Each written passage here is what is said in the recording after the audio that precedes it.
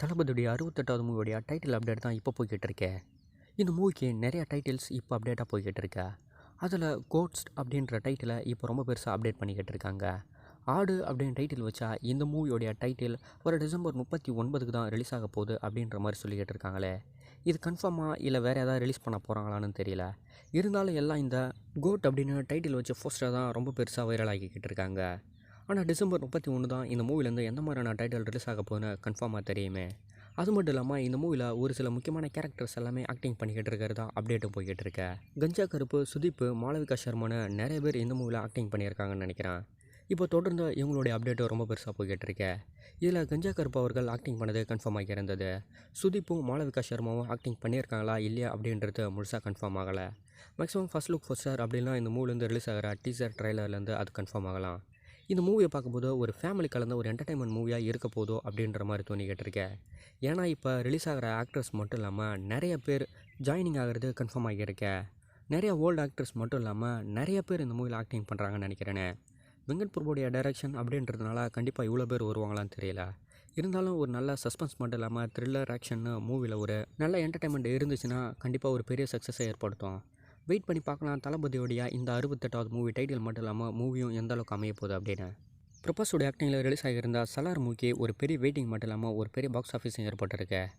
இதனுடைய வெயிட்டிங் அந்தளவுக்கு பூர்த்தி செஞ்சு தான் தெரியல. ஆனால் இப்போ ஒன் டேவிலே மட்டுமே 178 crores அப்படின்னு ஒரு பெரிய பாக்ஸ் ஆஃபீஸை ஏற்படுத்தி கொடுத்துருக்குன்னே சொல்லணுமே.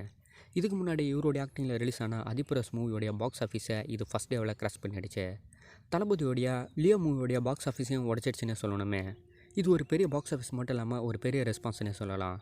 படம் மிக்சடான ரிவ்யூ வந்தாலும் ஒரு நல்ல ரெஸ்பான்ஸோட ஒரு சில இடங்களில் நல்லாவே ஓடிக்கிட்டு இருக்குன்னே சொல்லணும்.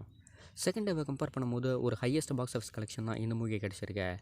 கிட்டத்தட்ட 250 crores மேலே செகண்ட் டேவும் ஒரு பெரிய பாக்ஸ் ஆஃபீஸாக இந்த மூவி ஏற்படுத்தியிருக்குன்னு சொல்லணும். இப்போ இந்தியாவுடைய பாக்ஸ் ஆஃபீஸ் கலெக்ஷனில் ரொம்ப முக்கியமான ஒரு பிளேஸில் சலார் மூவி வந்துடுச்சு. இது மட்டும் இல்லாமல் ஷாருக்கானோடைய ஆக்டிங்கில் டன்கி அப்படின்ற ஒரு மூவி தேட்டரில் ரிலீஸ் ஆகியிருந்தது. 2 நாளை பொறுத்துமே இந்த மூவி கிட்டத்தட்ட 49 crores கிட்ட ஒரு பெரிய பாக்ஸ் ஆஃபீஸை ஏற்படுத்தியிருக்க. அந்தளவுக்கு இந்த மூவியை விளம்பரப்படுத்தலைனாலும் இந்த மூவியை ஒரு கம்மியான பட்ஜெட்டில் தான் மேக்கும் பண்ணியிருந்தாங்களே. அந்தளவுக்கு ஒரு ஒர்த்தபுளாக தான் இப்பயும் தேட்டரில் ஓடிக்கிட்டு இருக்க.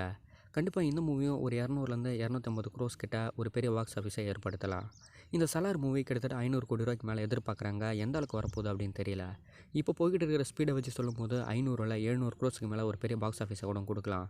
இந்த சலார் மூவி மட்டும் இல்லாமல் டன்கி மூவியோடைய கடைசி பாக்ஸ் ஆஃபீஸ் கலெக்ஷன் எந்த மாதிரி இருக்க போனால் வெயிட் பண்ணி பார்க்கலாம். எஸ்கேவுடைய 23வது மூவியை முருகதாஸ் அவர்கள் தான் டைரக்ஷன் பண்ண போகிறதுன்னு கன்ஃபார்ம் ஆகி இருந்தது. இப்போ இந்த மூவியோடைய ப்ரீ ப்ரொடக்ஷன் ஒர்க் எல்லாமே போய்கிட்டு இருக்கிறதா கன்ஃபார்ம் அப்டேட்டை ரிலீஸ் பண்ணியிருக்காங்க. இந்த மூவி ராணுவத்தை இம்பார்ட்டனாக வச்சு தான் மேக் பண்ண போகிறதாவும் ஏற்கனவே முருகதாஸ் அவர்கள் ஒரு அப்டேட்டையும் கொடுத்துருந்தார். துப்பாக்கி போல் இந்த மூவி எதிர்பார்த்துக்கிட்டு இருக்காங்க. துப்பாக்கி மூவி ஒரு பெரிய ஹிட் கொடுத்த மூவி மட்டும் இல்லாமல் தமிழ் இண்டஸ்ட்ரி வைஸில் ஒரு சின்ன மாற்றத்தை ஏற்படுத்தின மூவினே சொல்லலாமே. அதுக்கப்புறம் முருகதாஸோடைய மார்க்கெட்டும் ரொம்ப பெருசாக வளர்ந்தது. ஒரு சில இடையூறுகள் மூலயமா ஒரு சில வருஷங்கள் இப்போ வெளியே இருந்தார். இப்போ தொடர்ந்து எஸ்கே மூலயமா தொடர்ந்து உள்ளவும் வராரு அப்படின்னு சொல்லணும். இந்த மூவியை யார் ப்ரொடக்ஷன் பண்ண போகிறாங்கன்னு இது வரைக்கும் கன்ஃபார்மாக தெரியல. சன் பிக்சர் அப்படிலாம் முருகதாஸோட ப்ரொடக்ஷன் பண்ணுறதுக்கு வாய்ப்பு இருக்கா அப்படின்ற மாதிரி அப்டேட் போய்கிட்டு இருக்க. முருகதாஸ் அவர்களுக்கு இந்த மூவி ஒரு கம்பேக் மூவியாக அமையுமா அப்படின்னு கண்டிப்பாக வெயிட் பண்ணி தான் பார்க்கணுமே. ரொம்ப பெருசாகவும் எக்ஸ்பெக்ட் பண்ணுறோம். இந்த எஸ்கேவுடைய 23 எந்த அளவுக்கு அமைய போதுன்னு தெரியல. அருண் விஜயோடைய ஆக்டிங்கில் அச்சம் என்பது இல்லையோடைய மிஷன் சாப்டர் 1 ரிலீஸ் டேட்டை அப்டேட் பண்ணிட்டாங்க. பொங்கலுக்கு இந்த மூவி ரிலீஸ் ஆகிறது கன்ஃபார்ம் ஆகிடுச்சு.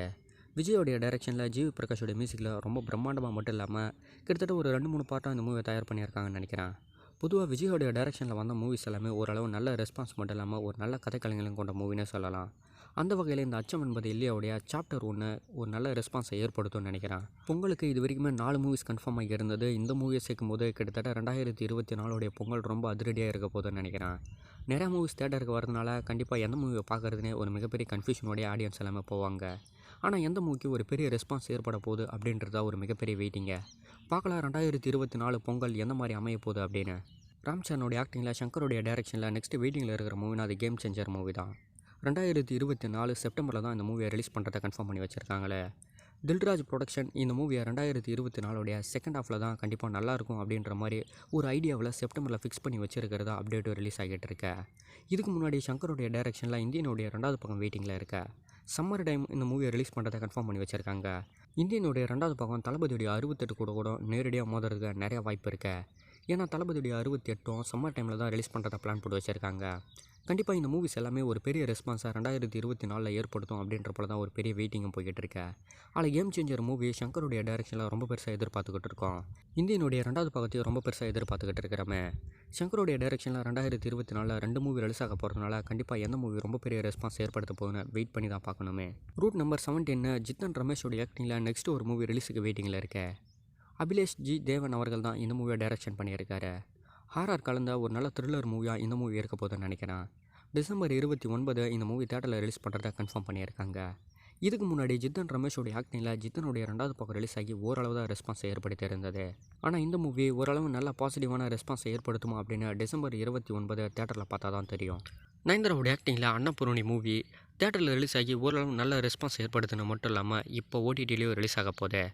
நெட்ஃப்ளிக்ஸில் டிசம்பர் 29 தமிழ், தெலுங்கு, மலையாளம், கன்னடா, ஹிந்தின்னு பேன் இண்டியா வைஸில் ரிலீஸ் பண்ணுறதை கன்ஃபார்ம் பண்ணிட்டாங்களே. இந்த மூவியை தேட்டரில் மிஸ் பண்ண எல்லாருமே வர டிசம்பர் 29 நெட்ஃப்ளிக்ஸ் ஓடிடியில் பார்த்துக்கலாம்.